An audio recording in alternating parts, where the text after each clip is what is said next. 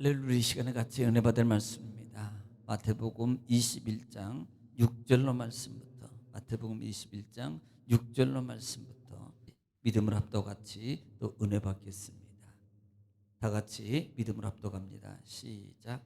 제자들이 가서 예수께서 명령하신 대로 하여 나귀와 나귀 새끼를 끌고 와서 자기들의 겉옷을 그 위에 얹음에 예수께서 그 위에 타시니 무리의 대다수는 그들의 겉옷을 길에 펴고 다른 이들은 나뭇가지를 베어 길에 펴고 앞에서 가고 뒤에서 따르는 무리가 소리 높여 이르되 호산나 다윗의 자손이여 찬송하리로다.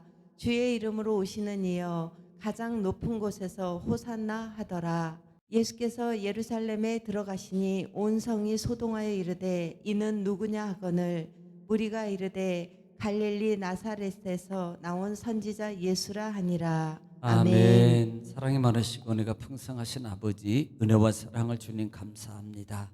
간밤도 하나님 주님 은혜 가운데 우리를 보호하시고 또 한날을 허락하심 우리 생명을 또 연장시켜 주시며 우리에게 주신 사명의 은혜를 아버지 갚을 수 있는 기회를 주시고 또 하나님의 말씀의 은총을 덧입을 수 있는 귀한 시간을 허락하신 아버지 감사합니다.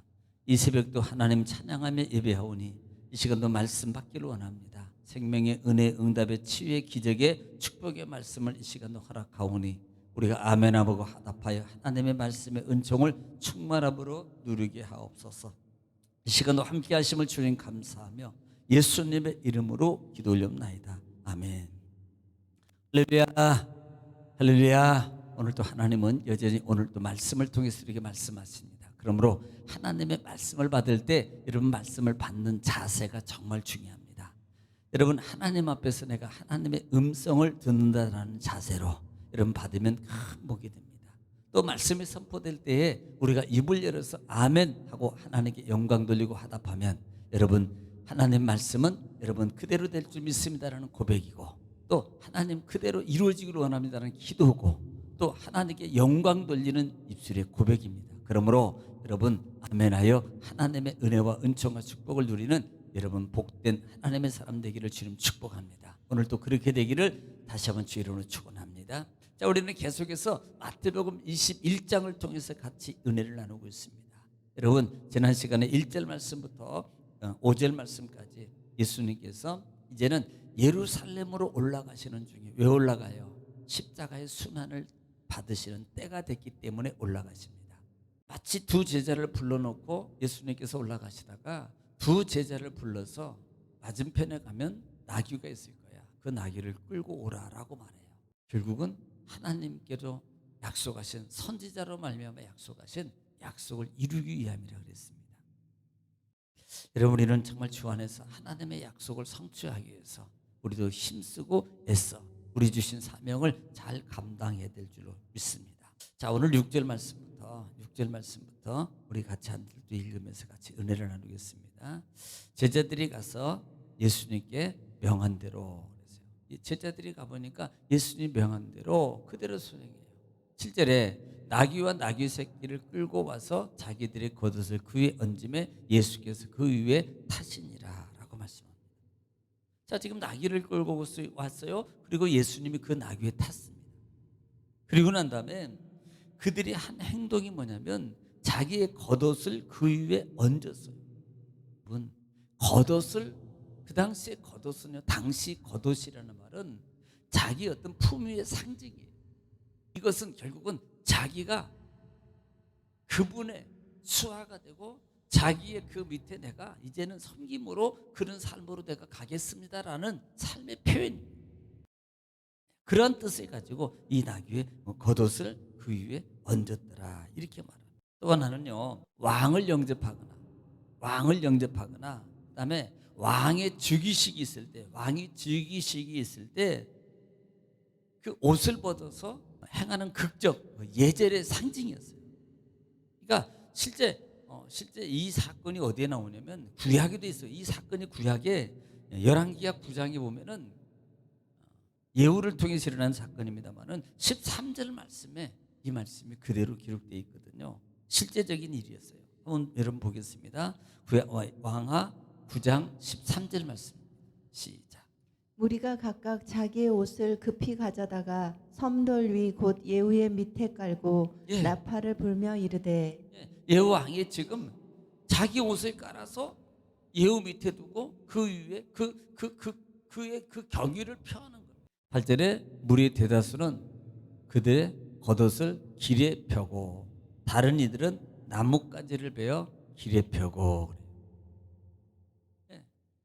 무리수의 대다수라 그랬어요. 많은 무리라는 표현이, 많은 무리들이 그들의 겉옷을 길에 펴고 또 다른 이들은 나뭇가지를 베어가지고 길에 펴고라고 표현하고 있어요. 당시 사람들의 겉옷은 우리가 아까도 말씀드렸지만 상당히 소중한 거예요. 더군다나 나귀가 밟고 지나갈 수 있도록 그것에 펴요. 예.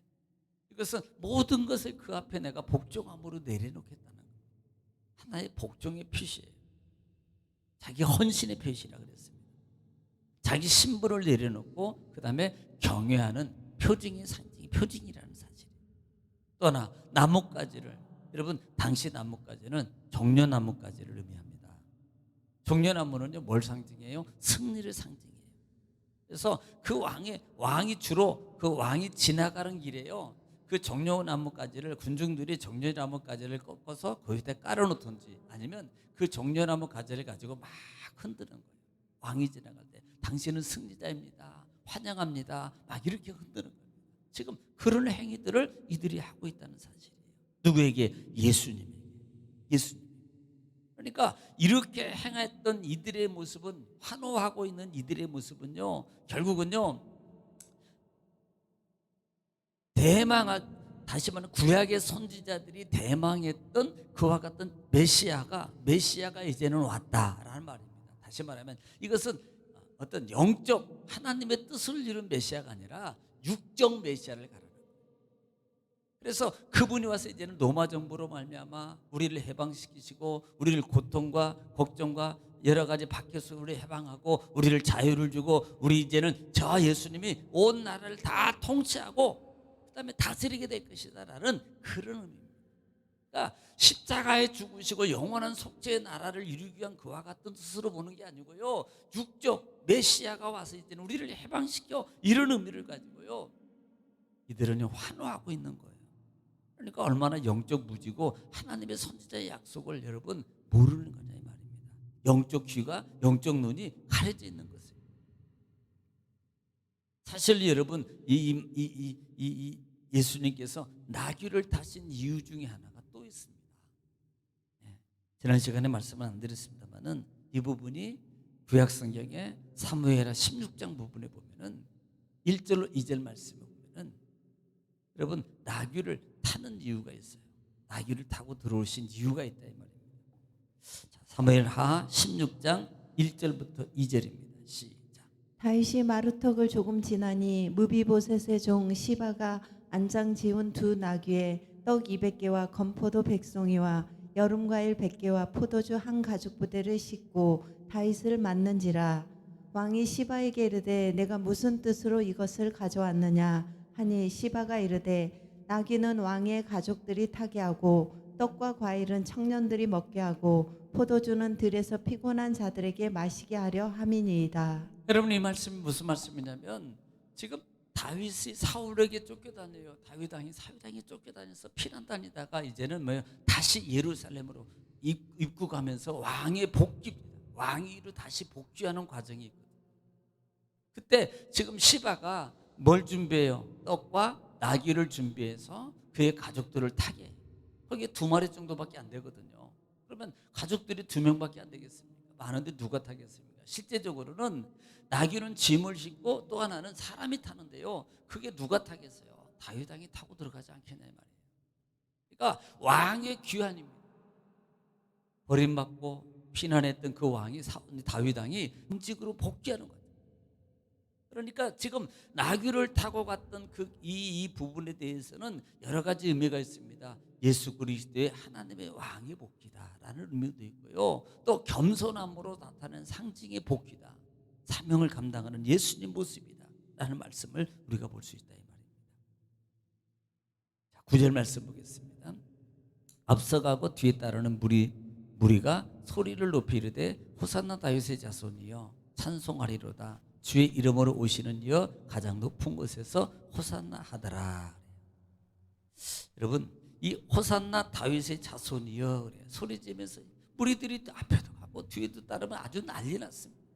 어떻게 보면 우리가 보통 그 환영식이라든지 막 이렇게 막 유명하고 막 대단한 일을 하고 하면 앞에서도 와 하고 막 그다음에 뒤에서도 막 무리를 따르고 선거전도 마찬가지잖아요. 그럼 막 그렇게 따라다니면서 소리 높여서 뭐라고 했죠? 호산나 다윗의 자손이여 가장 높은 곳에서 찬송하리로다 이렇게 말한다 이 말이에요. 이 호산나라는 말이 이 말이 무슨 말이냐면 오 우리를 구원하소서, 오 우리를 구원하소서라는 뜻입니다. 그런데 이 말이요 차차 이게 변형이 기쁨과 환호 등으로 나타내는 이 말이 되는 거예요. 구조로 변화시켜요. 그래서 이제는 예수님이 들어가실 때 막 환호하는 것이 결국 뭘 가리켜요? 막 환영하는, 자 이제 구원, 그리고 막 환호하는 거예요. 그런 함속으로 바뀌어졌다 이 말이에요. 10절에 예수께서 예루살렘에 들어가시니 온 성이 소동하여 이르되 이는 누구냐 하거든. 그 많은 무리들이 들어갈 때 소동할 수밖에 없잖아요. 그러니까 이 소동이라는 의미가 스데라는 단어를 쓰는데요. 이 어원상에 보면은 이게 지진이 의해서 땅이 막 흔들릴 정도로 큰 요동이 일어나는 것을 말한다. 그 정도로 큰 성에 파문이 일어난 거예요. 획기적인 파문이 일어났습니다. 왜? 그 당시에 그 정도로 그렇게 많은 인파들이 막 소리 지르면서 그런 적이요. 그때 누구냐고 물어봐요. 아니 그러면 누구? 예수님 모른단 말이에요. 그렇게 3년 반 이상 예수님을 사역하고 다니는데 여기 부분에 대해서는 학자들은 예수님을 잘 모르는 예루살렘에 살고 있는 사람일 것이다 또는 외국인일 것이다 라는 그런 해설을 하고 있습니다.